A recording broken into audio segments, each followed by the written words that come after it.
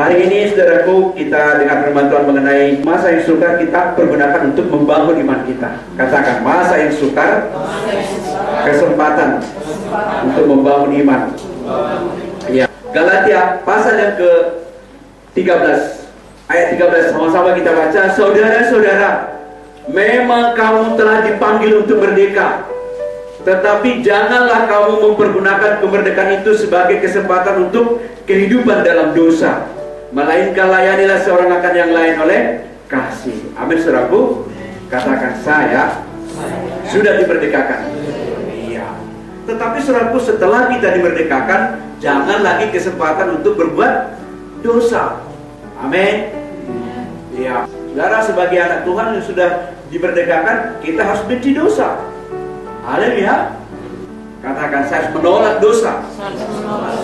Masa yang sukar adalah kesempatan yang baik dari Tuhan bagi anak-anak Tuhan untuk mengerti perkara rohani, yang tentu mengasihi Tuhan. Masa COVID ini adalah kesempatan bagi kita untuk mencari Tuhan, mendekat kepada Tuhan, percaya kepada Tuhan, mengandalkan Tuhan. Biar dalam masa COVID ini kita, saudaraku, kesempatan untuk dekat dengan Tuhan. Amin, saudaraku.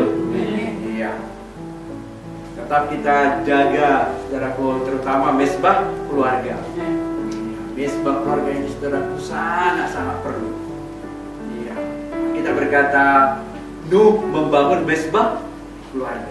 Enak ya, seperti Nuh. Sem, Ham, Yafet, saudaraku, adalah anak-anak yang taat. Ayo ambil kampak, tebang pohon, ditebang. Saudaraku, ayo ambil air, saudaraku. Saudaraku, itu semuanya karena saudaraku, Nuh selalu membiasakan anak-anaknya untuk membangun mesbah keluarga. Demikian dengan kita. Bapak-bapak, ibu-ibu, memang nggak enak saudaraku kalau tiba-tiba langsung satu-satu jam mesbah keluarga. Di tanah anak sudah gelisah, apalagi biasa saudaraku pegang Android. Dia saudaraku, kita harus batasi dalam penggunaan saudaraku dikasih Android ini. Jangan sampai kita terikat, saudaraku. Harus bisa kita, saudaraku, ya, memanage, saudaraku, Android yang ada pada kita. Karena, saudaraku, teknologi canggih yang ada di dunia ini, sebagaimana dinubuatkan oleh Daniel, akan semakin canggih. Iya. Belum lagi nanti, saudaraku, 5G, saudaraku, segala macam, saudaraku. Iya, akan keluar ini semuanya. Iya, untuk itulah kita sebagai anak Tuhan harus bisa menguasai diri. Katakan, saya harus bisa menguasai diri. Iya, kuasai dirimu. Iya. Ini sekarang selaku masa COVID ini, ada waktunya kita bisa memeluk, ada waktunya dilarang memeluk. Nah, ini saudaraku sekarang ini. Hati-hati, jangan asal berduki. Ya, karena ada waktunya saudaraku dikasih. Iya. Ada kadang-kadang kita harus merobek. Ada kadang-kadang kita harus menjahit. Iya. Juga kita saudaraku bisa harus memilah-milah mana yang perlu dilakukan, saudaraku. Iya, jangan dikuasai oleh hawa nafsu kita, saudaraku. Masa yang sukar adalah kesempatan yang baik dari Tuhan bagi anak-anak Tuhan untuk mengerti perkara rohani. Yang tentu ini adalah orang yang mengasihi Tuhan. Masa COVID ini adalah kesempatan bagi saya dan saudara mencari Tuhan, mendekat kepada Tuhan, percaya kepada Tuhan, dan mengandalkan Tuhan. Yeremia 17, saya baca 5. Beginilah firman Tuhan, terkutuklah orang yang mengandalkan manusia, yang mengandalkan kekuatannya sendiri, dan yang hatinya menjauh daripada Tuhan. 6. Ia tidak akan mengalami datangnya keadaan baik. Ia akan tinggal dalam tanah angus di padang gurun, negeri padang asin yang tidak berpenduduk. Diberkatilah orang yang mengandalkan Tuhan, yang menaruh harapannya pada Tuhan. 8. Ia akan seperti pohon yang ditanam di tepi air, dan yang merambat akar-akarnya ke tepi batang air, dan yang tidak mengalami datangnya panas terik. Daunnya tetap hijau, yang tidak khawatir dalam tahun kering, dan tidak berhenti dalam menghasilkan buah. Amin. Iya. Katakan, diberkatilah saya yang mengandalkan Tuhan. Iya, mengandalkan Tuhan. Mengandalkan Tuhan itu artinya saudaraku, kita bangun pagi-pagi, berdoa dulu. Jangan langsung ambil periuk, ambil kuali, masak. Bapak-bapak jangan ambil langsung kotor, ya, komputer aja. Saudaraku, maksudnya, haleluya. Jangan langsung, saudaraku. kita harus doa dulu. Iya, nggak enak memang saudaraku berdoa itu. Lebih enak kita tarik selimut pagi-pagi itu. Tetapi demi rohani kita, demi kerohanian saudara, saudara harus mendahulukan doa. Banyak hal di masa COVID ini kita punya kesempatan melakukannya lagi. Contohnya, ya sekarang ini kita ya kurang bebas ya ke mall, ke sekolah, bekerja. Tetapi mari kita saudaraku ya dalam masa COVID ini mengasihi Tuhan dan kesempatan saudara pun dikasih mengasihi jiwa-jiwa. Amin. Hindarilah kesempatan-kesempatan kita untuk berdosa. Iya, hindari. Iya. Kesempatan untuk berdosa. Mari kita semuanya saudara yang ahli dalam saudaraku, bagaimana namanya saudaraku? Ya, kadang-kadang saudaraku ada anak Tuhan saudaraku memang dia pintar pakai alat itu, dia bisa pakai itu menghasilkan uang. Nah itu bisa. Ya, bisa saja Pak kita tolong dulu supaya pendapatan ini meningkat. Saya mau lagi ini bisa. Pendeta akan doakan, haleluya. Iya, haleluya Bapak Ibu. Iya. Asal jangan hal yang negatif, berita hoax, saudara. Kita nggak boleh begitu. Mari kita baca dulu 2 Petrus pasal yang ketiga. Sebab itu saudara-saudaraku yang kekasih, sambil menantikan semuanya ini, kamu harus berusaha supaya kamu kedapatan tak bercacat dan tak bernoda di hadapannya dalam berdamaian dengan Dia. 15. Sama seperti juga Paulus saudara kita yang kekasih telah menulis kepadamu menurut hikmat yang dikaruniakan kepadanya.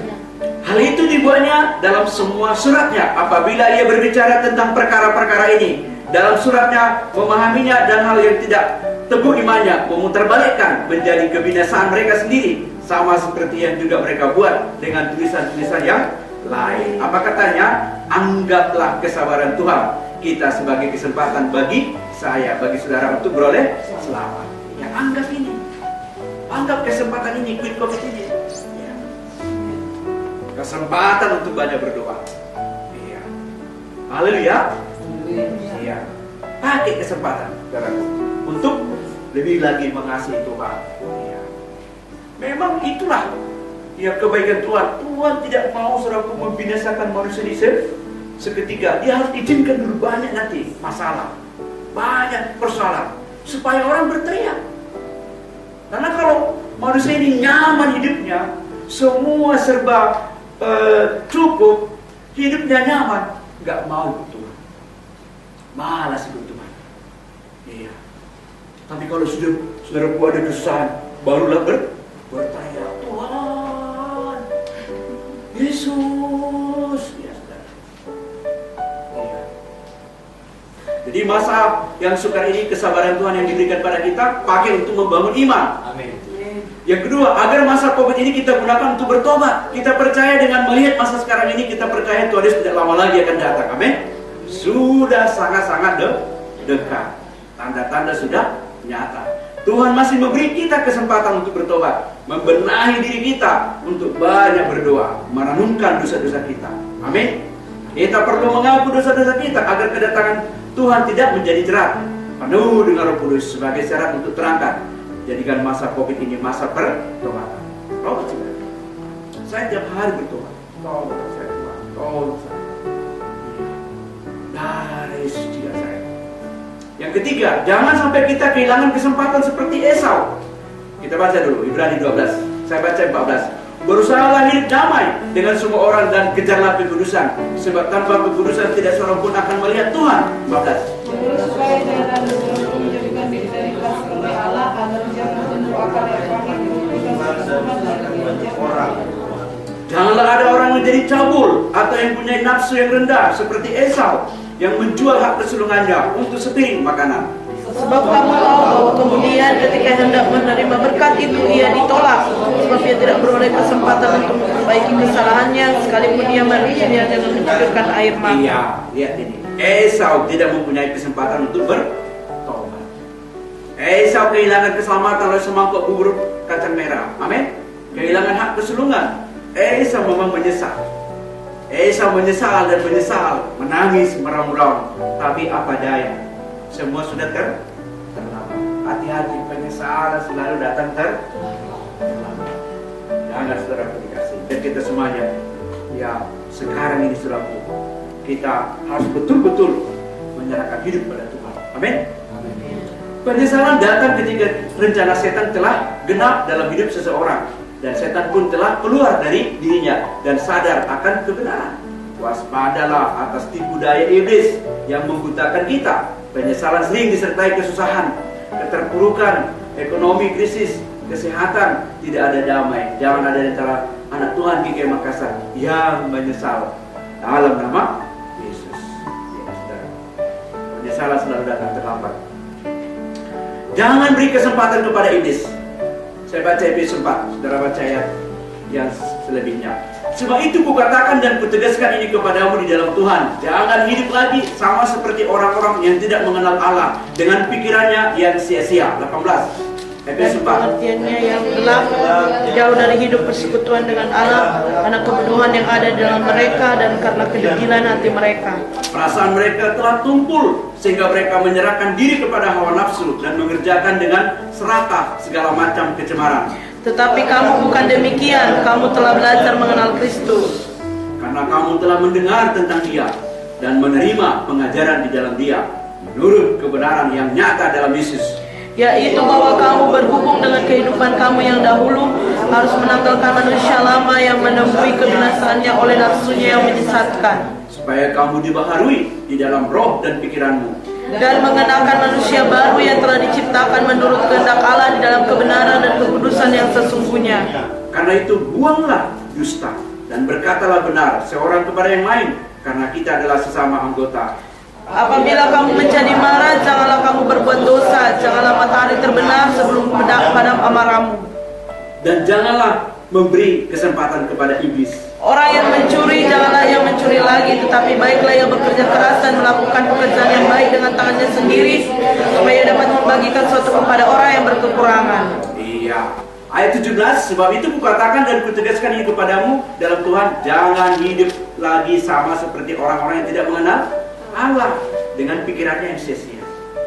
Pikiran yang sia-sia itu misalnya setan berkata, engkau tidak berharga, itu pikiran sia-sia. Setan berkata, enggak ada lagi mujizat, itu pikiran sia-sia. Jangan terima. Setan berkata, tidak mungkin engkau sembuh, itu dari setan, itu pikiran sia-sia. Firman Tuhan tidak mungkin gagal. Firman Tuhan berkata, oleh bilur kamu telah sembuh. Kita sehat. Iya. Orang yang mencuri jangan mencuri lagi. Ya, tetapi baiklah ia bekerja keras, melakukan pekerjaan yang baik dengan tangannya sendiri, supaya bisa membagi-bagikan sesuatu kepada orang lain. Harus kita selalu, ya, harus diberkati kita supaya kita bisa membagi kepada orang lain. Amin. Jangan beri waktu-waktu saudara kepada dosa, duniawi, kenajisan, postingan-postingan yang merusak rohani. Iya, saudara. Orang tua saudara berkata, sita HP, ya, sejenisnya dari anak saudara malam hari. Ya, terima saja. Jangan marah. Ya, pergaulan itu sangat-sangat menentukan rohani kita. Jadi pergaulan itu saudaraku sangat penting. Makanya dikatakan dalam 1 Korintus 15 ayat 3, pergaulan yang buruk merusak kebiasaan yang baik. Iya. Katakan, saya bersyukur dalam sidang ini saya memiliki pergaulan-pergaulan yang baik. Amin. Haleluya. Jadi mari anak-anak, kalau saudara dinasihati, jangan langsung marah. Jangan putih-putih. Iya. Kalau kita sudah menerima dengan baik, ada damai sejahtera dari Tuhan. Sehingga kita semuanya kuat. Katakan, saya kuat Tuhan. Saya bertambah rohani dalam masa COVID ini. Bertambah banyak berdoa, mengandalkan Tuhan. Ampuni dosa-dosa saya, Tuhan. Dalam nama Tuhan Yesus, karakter Yesus, karakter ilahi menjadi milik saya. Haleluya. Amin.